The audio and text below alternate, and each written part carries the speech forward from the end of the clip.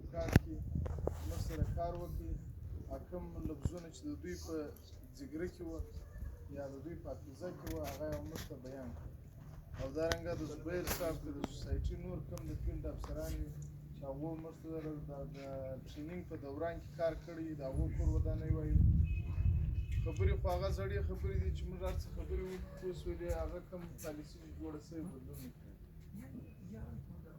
خو کوم وخت کې بار بار موږ سوسایټي ته هم دا ریکویسټ کړی دي، یونیسیار ته مو هم کړی، پایټ ته مو هم کړی چې زموږ مشکل په لنګویج کې دی.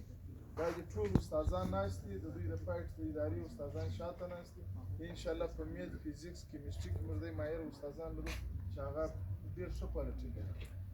خو دا دی چې زموږ غټ مشکل په لنګویج کې دی چې موږ بار بار هم ووایو چې مقصد موږ ته د لنګویج شان زیات دی، بیا هم دوی ساینس و، میت و، فزیکس و، کیمسټري دا موږ داخله کړي. خو بس بیا هم د دوی کور ودانۍ وایو. خو زموږ ته یې دپاره بیا دا پکار ده چې دا زموږ ستاسې بچیان دي.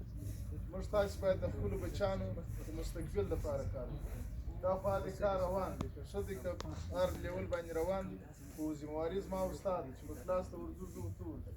باید زه ورته باید کوم کار وکړو، دا خپل بچیانو سره کوم محنت وکړو. نو د دې دپاره پکار ده. یو خبره خو دا ده چې دا د ټرینینګ په اړوند باندې یقیني هم پوه شولو، ټرینینګونه ډېر وشوله.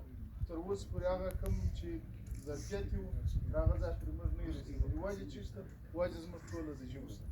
نو که چیرې د ژبو په اړوند باندې موږ سره کار وشي، انشاءالله زموږ مشکل حلېږي. وخت کم دی، بس مننه کوم.